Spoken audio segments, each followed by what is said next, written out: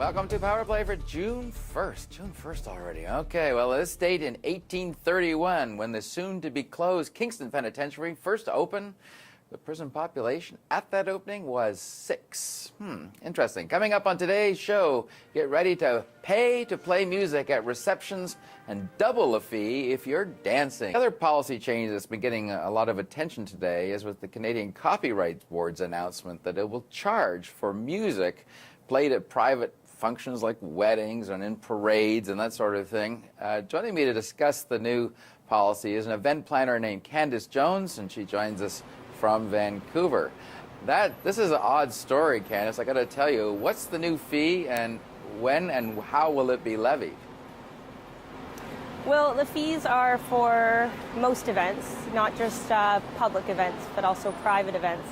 And they start at $9.95 and go up to about $39.95. That's with events without dancing. With events that do have dancing involved, we're looking at fees doubling. There's also fees on playing music at karaoke bars, parades. I think it was about $4 per float that if they were to play music, recorded music in their floats. So it's getting mixed feedback. It's odd. I mean, I always thought you pay a recording artist fee when you buy the music, and there's actually already something for this. This is for the record label themselves, is it? Exactly. So SOCAN is what we've typically heard of in terms of people have been paying SOCAN for events. And SOCANs go up to, so if say it's a wedding, depends on the capacity of the venue they're having it at.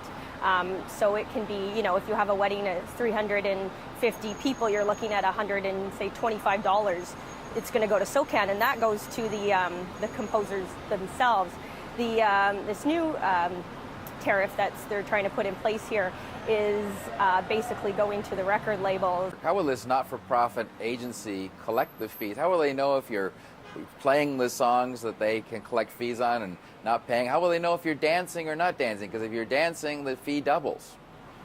Exactly, that's the thing, and sometimes you don't know if there's going to be dancing, if your uncle's going to bust a move at your wedding or not, but basically it is based on the honor system in terms of the venue. So the venue is the ones who are supposed to take care of the payment of that. It's up to them whether they want to charge the clients or take that as a cost to them. It's probably pretty certain that they're going to be passed on to the client, which again, with they're having to likely pay a DJ, which the DJ's paying for the music firsthand. So it is kind of a little bit controversial in terms of all these different fees that are additional, especially with a private event. So if I have my own little iPod and I want to play some music at a wedding, am I going to have to cough up some cash for the recording artist if I've already bought the music for my iPod? Is that how it's going to work? Yes, so you'll still have to pay the SOCAN fee, which has been in place, like I said, for a while, as well as this new tariff as well. So it's gonna double that up. So if you're looking at I think it was 500 people or more at a wedding, then it gets up to about $80 if you have dancing for this new tariff, as well as the SOCAN fee. So it can for bigger private events, it can cost $200 to $250 just for those two fees. I just wonder who's going to keep an eye on it, who's going to say what the consequences are if you don't declare the music. Is there going to be music police scouring these wedding venues looking for people who are playing and not paying? Well, it's up to the venues to, let them know how many events they've done that do have live music.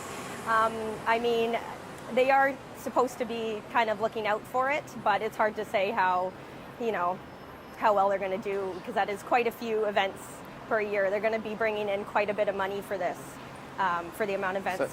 Some venues do multiple weddings a day.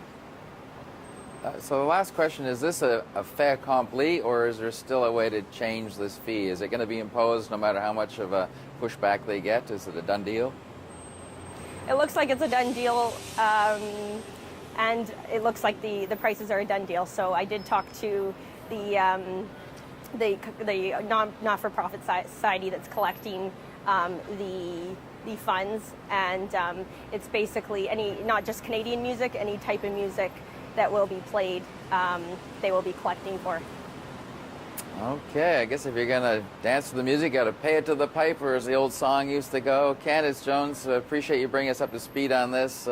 Go forth, play some music, and I guess you got to open your wallet a bit more.